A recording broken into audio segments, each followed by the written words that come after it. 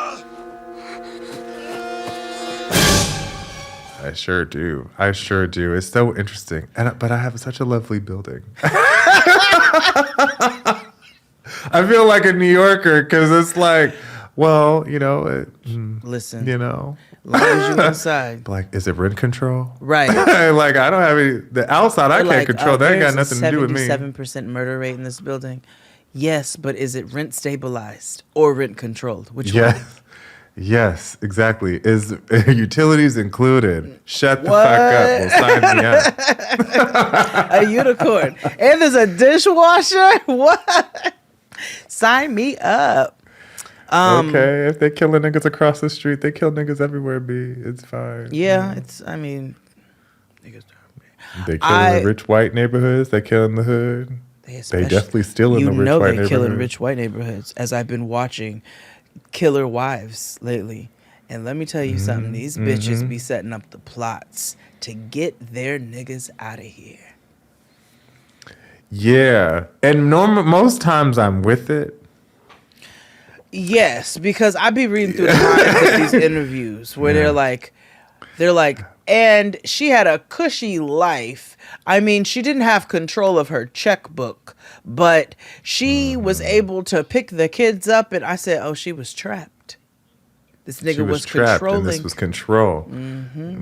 This is an act of freedom, not but not in Love After Lockup. Rampant criminal activity. I'm like, if a bitch resorts to killing her nigga, and there's no cheating involved, because a lot of them do involve cheating. Where one who fucked the contractor and then had the contractor hire another nigga who killed her husband. But have you noticed it's always the nigga they creeping with that puts the battery in their back or plants the seed for them to kill their significant other for the insurance? That's what I get a lot on 2020. Oh man, okay. Pawn the like, other remember stations. that story? Oh, okay. What story? Oh, that story. Remember I told you when they that girl planned to kill her nigga at Olive Garden, and then the they had her nigga, her side nigga, and the nigga they planned to hire to take a hit on her husband. They had planned it all at Olive Garden, but then the cops got wind of it, and they staged that her husband got killed or whatever, and so she was like fake upset, and they caught her in the lie all right there. So why you want to bring the Zuppa Toscana into it though? You can't take that somewhere else, like down to Cece's Pizza or something. Because who is going to assume? Because like in movies, right? Everybody goes to an Italian restaurant to talk about business. Okay. Now, I'm not saying the Olive Garden is an Italian restaurant. I'm just saying murder might be a little bit easier to digest with breadsticks. Or pasta fagioli, Or Zuppa Toscana. I imagine chicken marsala probably like tapers down the murder a little bit. Yeah, or that Alfredo with the steak medallions in it, Yuck. It's delicious. It's fabulous.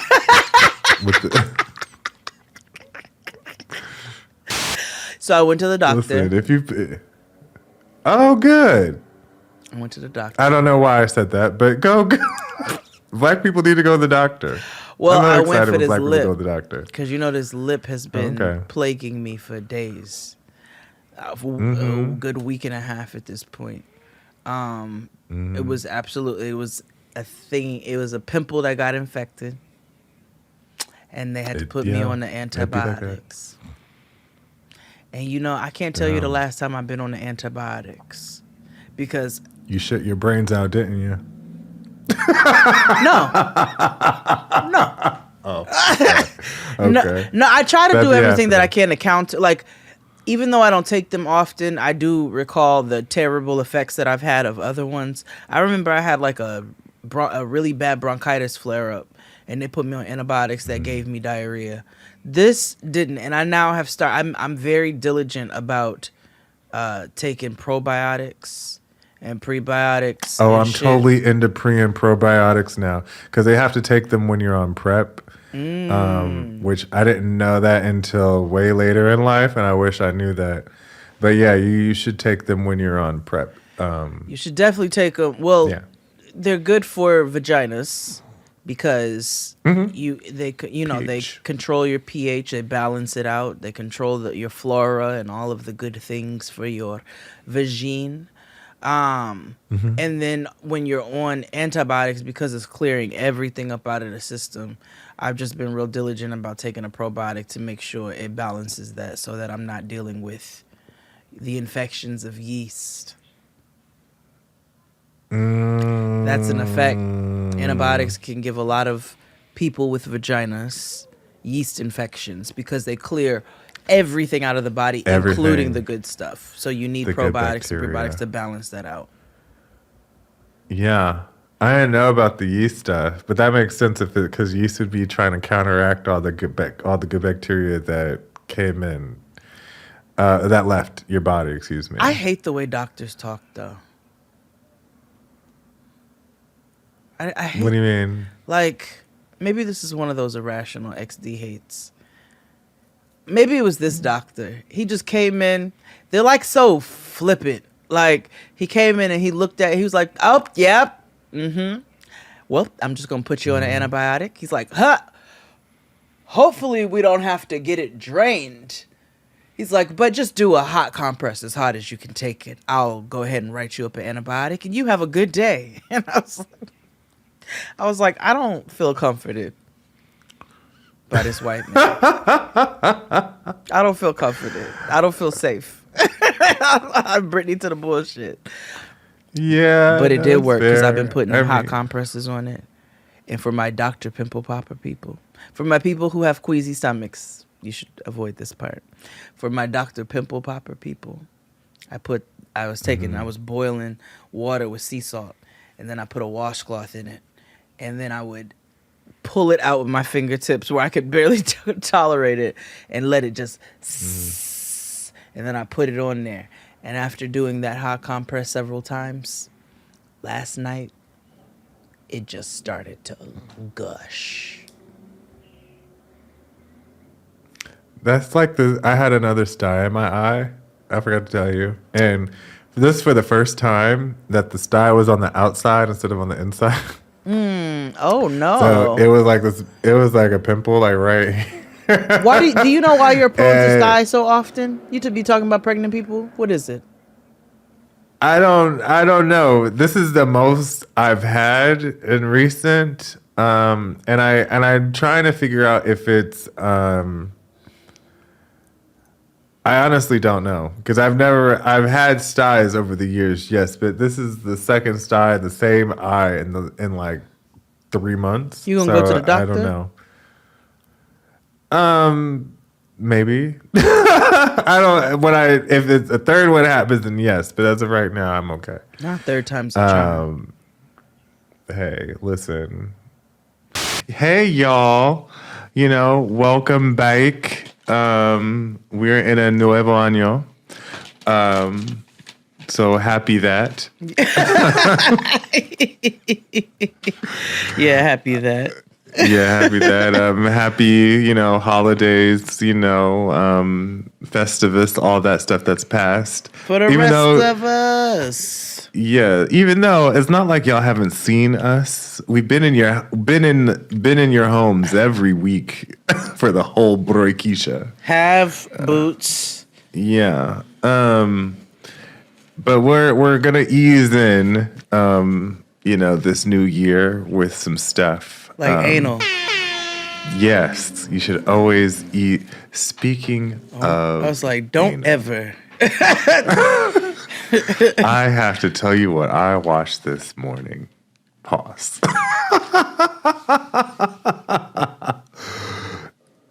You the second gay nigga said pause to me in 2 days in a conversation. And I'm sick of it. Yes, I'm sick of it. Yesterday, Yes. and it took me a second to catch my first friends. They were like, because I don't need nothing that big in my mouth. Pause. And I was like, Did you just pause?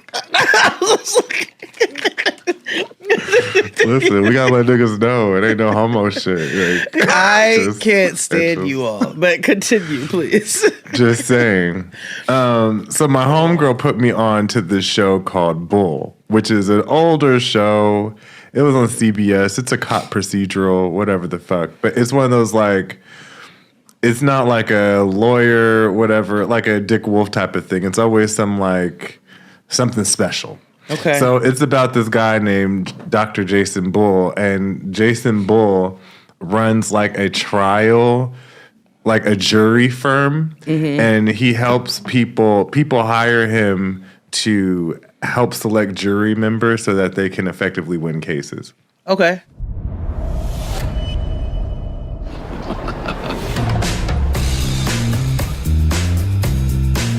The client's here. Tell me he didn't bring his lawyer. His 5 lawyers. I hate lawyers.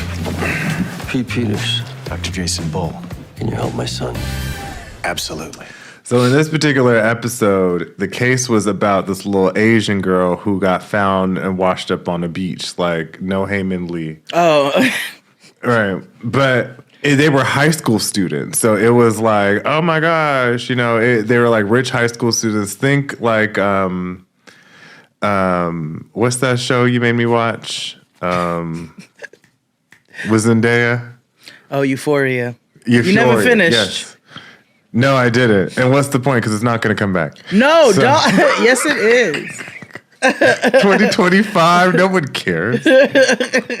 We're still gonna go watch. And the main nigga who is I know. not. I was like, who's going to? You can't replace him. No, so sad, so sad. That really, that really tore me up. I don't pay attention to many celebrity young relationships. Mm-hmm. I just learned that her and her co-star were a thing. And apparently they've been a thing. They're a serious thing. I had no clue. Who's Zendaya? Mm-hmm. Oh yeah, she's with that little white boy. Mm-hmm. Yeah. Mm-hmm. She didn't ping me for it. We can't come back that hot. Okay, never mind. It's a pre-show. It's on Patreon. We can. It's fine. She didn't, she just didn't strike me as a. No, lover. I thought she would be, a black girl from Oakland. But then, who gets with a dark skinned nigga or Asian, right? Exactly. Yeah, like not white, but I didn't necessarily think black. You know what I mean? No, she struck me. I thought she'd like her little colored boy, but I was wrong. No, she got Tom Holland. She got European. She got a nigga rich British. white. He's British. That nigga from Dune. Yeah.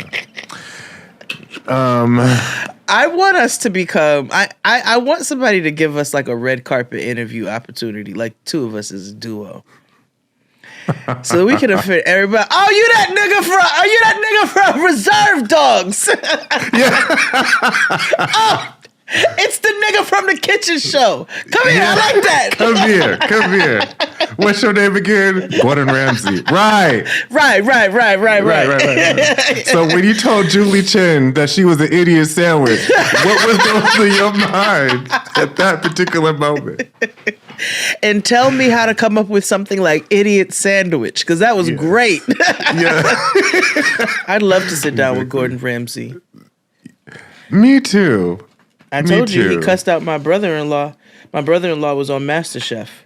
Oh, wow. I don't remember what season it was, but you all can go back and look. You could Google this. My brother-in-law's name is Charlie. And this is odd because he don't usually yell on MasterChef unless he pissed. What? Yeah, well, yell maybe is strong. But he was very critical of him. Oh, he told him, "Yo, grits gave me the shits."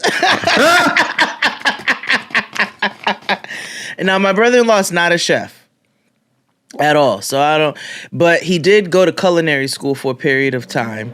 His mother makes This is the best gumbo in New Orleans. Now, it's not your world famous grandma's whatever the fuck. Like, the lady makes good fucking gumbo. It's okay. incredible. Like, she's been featured on the news. She done had a spot in the fucking hospital. Like, she makes the best gumbo in New Orleans. This nigga can cook. He makes the best bread pudding. He makes great gumbo. He can cook. Him and my sister combined are a great combination of culinary, because he's from New Orleans, from the lower Ninth Ward. But he he got on there, and I feel like maybe it was shrimp and grits, but don't get me to lying. You can go and look, and you'll see my brother-in-law is Charlie Chapman, and he said, "Your grits gave me the shits," and that nigga got kicked off. Oh my gosh. My name is Charlie Chapman. I am from New Orleans, Louisiana, and I am an AC technician. For the most part, growing up in my household, my cooking background, my mama cooked a lot of one-dish meals. She put it in the skillet, cook it down, add stuff to the skillet, building flavors. Did I tell you about that nigga last season who made collard greens with orange soda? Yes, you did. And I wish you wouldn't have reminded me of that. Back to Bull. So, basically, a little Asian girl died at a party. She washed up on the shore. They found out there was a little Euphoria type party with kids or whatever. Turns out they're blaming her boyfriend, her little this little white boy who was like emo, edgy, like I'm rich, I don't need you or whatever. And his daddy was like, I have all the money in the world, pay off everybody, blah blah blah blah blah. But he's also like, Daddy, I want your attention, daddy. Why you always on the road? Right. And then, but then little white boy had a little girlfriend who was a cunt, and and so we learned that she's a cunt because of her mother. Because she is the big C. Fast forward, Dr. Bull is like a psychologist, so he peels back the onion and he realizes that the little boy is gay, so therefore he wasn't in a relationship with any of these little girls or whatever. Turns out the little girl, this little other girl that was a cunt, she had a crush on this little white boy. The gay one. Yes, the gay one, but he wasn't out. Right, so because of the fact that, she was like, oh, this Asian girl must die because he's not into me. Well, little did she know that he wasn't into girls, he was into boys, and the gag of it all was he was fucking her daddy. Exactly. I said, what is this on? I watched it on Amazon Prime Video, but I guess it's on Paramount Plus. But I watched it on Amazon. I was very entertained on the treadmill this morning. Oh my God. So, as you all can see, I did not stop my fronto. Oh yeah, we didn't either. I actually went to the smoke shop and bought 2 boxes. I'm gonna try them king rolls. I bought the hemp papers. I started doing the thing. I said I hate this, so I'm just gonna figure out what works for me. And in the meantime, but I've started working out again, and I'm getting ready to start a cleanse, a detox, not a fucking diet. I don't believe in those. Y'all know I don't believe in those. But I'm gonna do a little detox. You know what I'm saying? When do I start this thing? The 23rd, 24th. I started on the 24th. But I was trying to build up to it and still do like the good. I'm doing a plant-based detox for a couple weeks. That's actually gonna be good. Yeah, because I'm doing these herbs that like cleanse your blood, your skin, your system. So it's just more about like detoxing my system. And so it's recommended to do it with a plant-based diet so that you're flushing all of those different toxins out of your system or whatever. So it's hard to do that with meat in there. Yeah, exactly. So, breaking down, because that's extra work for your system to break down. So in order for it to be effective, I'm going to do it properly. So I said, nigga, I'm not gonna why am I gonna torture myself in every fucking aspect if I'm, but I've got to move my body. You know what I'm saying? 40's coming up and I've got to make sure I'm mobile and all that shit. So, okay, I need to watch this. What did I watch? That was what I was saying about fitness. I'm like, I'm not trying, because, if you guys haven't seen, Chris Rogers is like a fit-luencer now. Like I said, nigga, I'm waiting where's for the him to get a brand deal creatine, from nigga? Gymshark Where's so I can the protein powder ad? As soon as this nigga gets a brand deal with some of these influencer people, then I can quit. Okay. That's right. My thing is, what did Ali Wong said? As soon as I say I do, that means I'm done. Like I'm not working for what? Yeah. That's real. I don't think that's my play. I'm married to a teacher. That's no shade. Yeah, and that's no shade. You gonna be working forever, It is what it is. Not forever, but I'm going to have to retire us. Come on, Tabitha. Okay, Retire, and that's my yo, business. And that's my business. Oh, okay. So tea about Tabitha. Not even tea about her. It's just What? She's a witch? When I know, home, I love it. I'm sorry, what? No. Normally I expect my mother to have like positive reactions to everything because she's like a goddamn Care Bear. Your mom's like my grandma, yeah. Yeah. So Except when she talks shit about my cousins. Yeah. And this is what happened. So my mother was like, and this is when she called me about it and then she said it to me in person. So that's how I know she was serious about it. So I remember she mentioned this to me a couple minutes ago, but I kind of I was doing something, I wasn't paying attention. So she mentioned it to me when I was home and she was like, you know that Tabitha? And I was like, the lady, Tea with Tab, she was like, that Tabitha is really fucking funny. Yeah. And I'm like, yeah. And because she's slowly turning into my grandmother, which is funny because I was like, why are you talking to me like low in a low voice? She can't hear you, Ma. She's not here. So she was like, she had a seasoning. And I was like, yeah, I saw her advertisement, Ma. I was like, what about it? Did you get it? Like, do you want me to get it for you? What? She was like, it was nasty. And I was like, oh no. And she was like, I was so mad. I spent my $6 on it. And I was like, well, I'm sorry. Do you want me to like give you the $6? She was like, no, I'm telling you all this not to buy it. And I was like, oh my gosh. So then what else was funny was then I was fully prepared to go see The Color Purple. Because, black women, whatever. Mm-hmm. So Chris was like, let's get your mother tickets for The Color Purple. I was like, she hasn't mentioned it to me. So before you do that, let me ask her if she's interested. Because normally, moms, if they interested in anything, they'll drop hints or whatever. Mm-hmm. I was like, so Ma, Color Purple comes out, on Christmas Day. We could all go together. She was like, no, I'm okay. And I was like, well, why? And she was like, The Color Purple doesn't need to be a musical. And I was like, it's been on Broadway since 2008.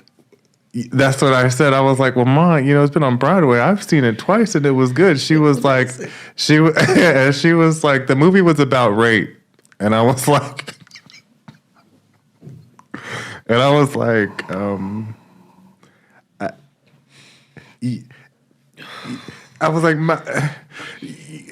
yes, but that's not entirely what it was about. And she was like, where's the joy in the movie? She was like, we laugh about the movie and stuff, but she was like, where's the joy? I was like, well, Ma, it was like at the end, she overcame. She was like, did she? And I was like, God, yes. This is very much... I had a lot of very much like Barbie movement, like moments. It's like Antoinette's like, The Wiz is a horrible movie. I was like... It is.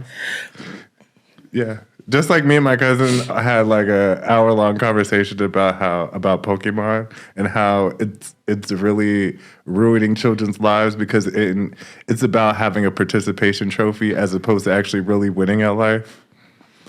Because Ash didn't win the championship for like 12, 15 years. Like he didn't become the Pokemaster until like the pandemic. It took Ash Ketchum 20 whole years to become the Pokemon World Champion, and his final battle that earned him that title was absolute f***ing cinema. That's because the Masters 8 tournament is a Pokemon League, where the 8 strongest trainers around the globe duke it out to see which trainer is the strongest in the entire Pokemon world. Ash made it all the way to the finals, where he faced off against the... He started when I was in this fucking 7th grade. You know, some people, the journey is not, it's not about quantity. No, you met a whole bunch of these niggas, like far and wide, throughout Cerulean City, back and forth. And it tells me you took 25 years? Maybe he worked for the post office. Took him a while to And he did it off the back of the white girl's bike he stole. I don't have much to say about white on white crime, but I don't have much to say about that. Let's look at some things that we have missed in the Discord, if they're what they're asking us to. Okay. Let's see. XD. What is this story? Ooh, I have a rant about this. Remind me to cuss out USPS. I can't remember why I need to cuss them out, but they're always good due for a cuss out. So let me tell you. So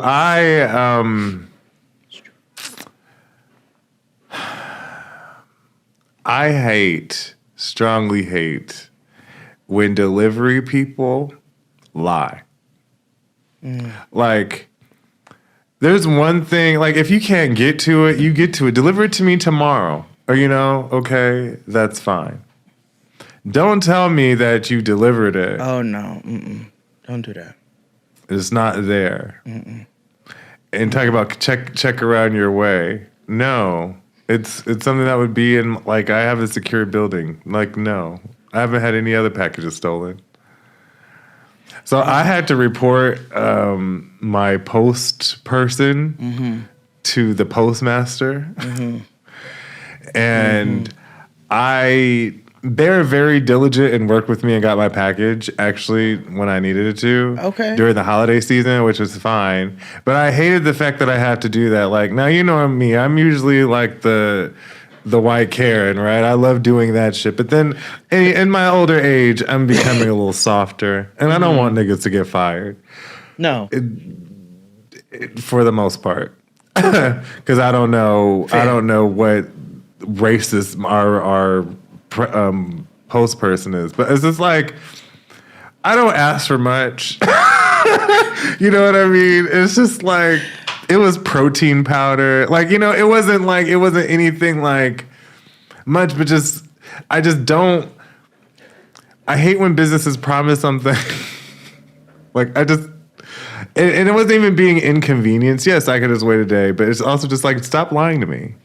Well, you don't have to do this. I don't like that. I also don't like when they try to make us do that. So I ordered some pens.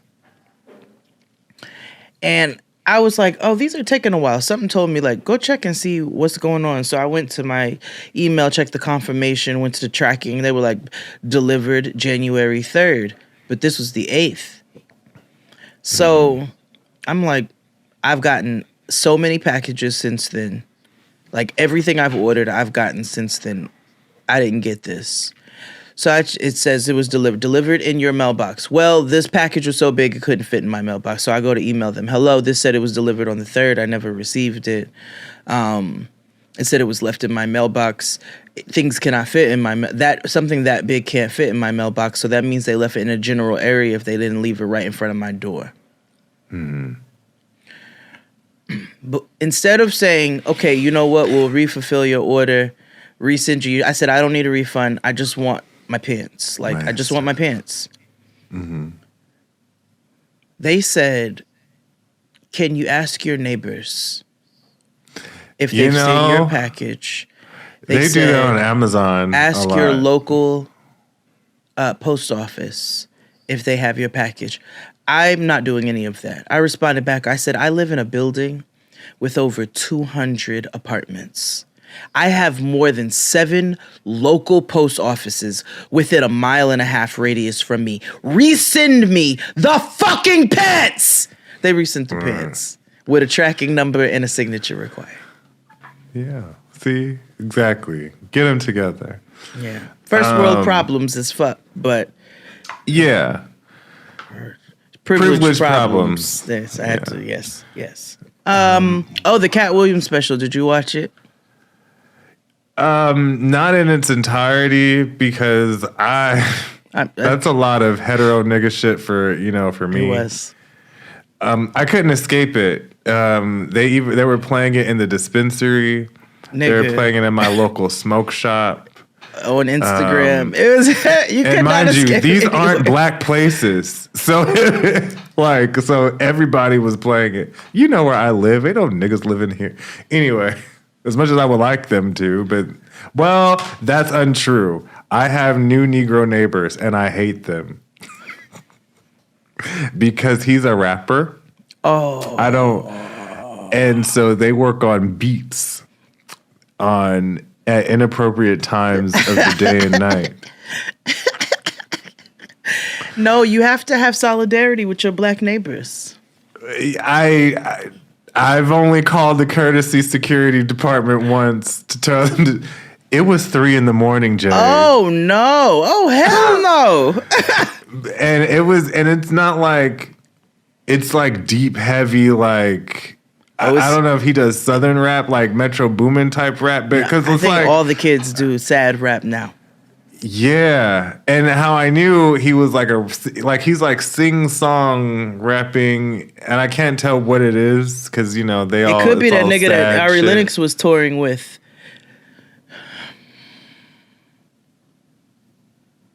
That could be. I could see celebrities being in this building. Because they said, I don't know. Now they kept saying this young man's name, and so Richie Wave, something Wave, and so she was touring with him. Somebody threw a water bottle at her. I don't either. So I just saw it because they said they threw a water bottle at Ari Lennox, and they were like, his fans are being so mean to her on the tour, and everybody was like, well, why was she on this tour? She should have never been paired up with this person. And his music is already sad and depressing. So I was like, well, I thought it was the other little, what's the child's name? I thought it was him. And I was like, y'all keep saying this person makes sad music. That young man doesn't make sad music. And then I realized it was not him. It was something Wave. Richie Wave. My gauge of knowing people is if they've headlined WrestleMania or if they've opened for Beyonce. So nobody opens for Beyonce. No, or they've been on an album or something. You know what I mean? Like, were they a part of Renaissance? They have to have a song that I like. Did they? Like Antonio keeps trying to shove Summer Walker down my throat, and I'm sure a great grand number of you are Summer Walker fans, and I love that for you. I can't. I like a couple of her tunes, but as a collective art, no, I can't say I'm a Summer Walker. She got one song that I was like, that's a hit, and it's because she opens the song and she goes, one more nigga come around these parts talking that shit. And I said, oh, I like this. Put it on my grave, Put it on my grave, nigga. Yeah. So outside of that, it's all so sad to me. Why are these young people so sad? Because they don't do cocaine anymore. I think they do. Yes, they do, nigga. That's where the fentanyl problem came from. Well, it's a different batch because back in my day, the coke was coking and we had uplifting dance jams. We had MC Hammer for a solid 4 years. And you can't tell me that wasn't like coke induced. Like, you know what I mean? Hammer was raw dog. He did his thing. I actually used to like him. You know what I'm saying? On the real tip. People be talking shit about Hammer, but run up on him. Hammer beat your I bet he'll beat your mother ass. Run up on him. Because but I thought a happy dance, like when they be what's it called, getting sturdy. That's happy. Why what's the problem? I don't know. I don't know. They're sad. The dolls are sad now. You know what I mean? I get it. You know. Well, how can we help? How can we help them out? What can we do? How can we lift your spirits, young people? What's the problem? You're supposed to be our future. Don't fuck it up for us now, kids. We need you. You know. We need to stop telling that lie that they are future. But they are, why? nigga, because they're young. No, because it was 30 degrees in Los Angeles last night. We don't have much of a future left. I know, and our snow is like bitch ass snow now. I was like, oh, this is not. I saw a glacier fall. Because Santana keeps posting this fucking Arctic Ocean page. And then I get all swept up in it. She's like, I'm obsessed with this page. So then I go click it. And they use the same song. And I swear they're saying nigga in this song. I'm going to play it for you. Hold on. It's like these whites I follow at this at the Antarctica Archaeological Survey or Climate Control Survey. I forget. It's a whole acronym. And it is so fascinating. Oh, wait. Hold on. Because the song goes, heave ho, thieves and niggers. I swear that's what the song says. I'm trying to find the fucking page. Damn it. Let me see. Hold on. Antarctica. No. What? Not Antoinette. I'm gonna say. I wonder if it's the same people that I watch, and they're like, and they're measuring like climate change and stuff. And I think on like so. A 6 week, but they're doing like these like extreme. It's like, hold on. It's niggas who work like in extreme conditions. But they used the same, and like they showed one of them was eating noodles and they left it outside. The fucking chopsticks were in the air. The noodles froze. We watched the glacier fall. They was feeding sharks in the water. You saw It's the same. It's the same people. But they used this song and they'd be like, heave ho, thieves and niggers. I swear that's what the song says. I told her. Let me ask her what this fucking page is. Hold on. Oh my gosh.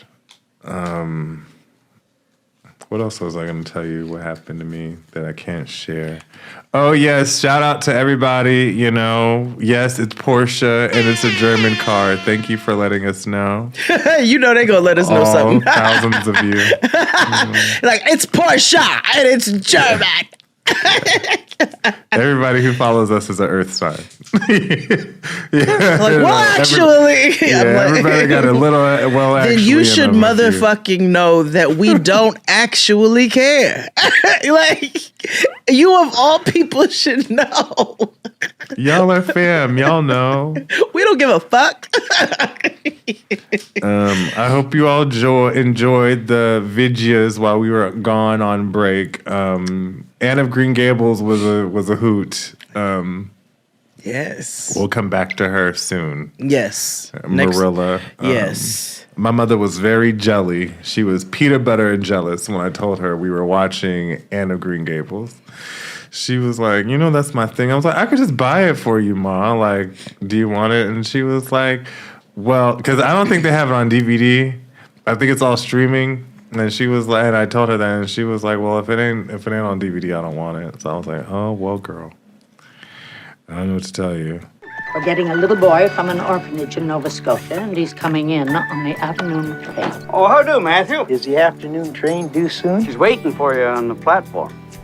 She? My name is Anne Shirley. Anne spelled with me. It's a girl. I can see that.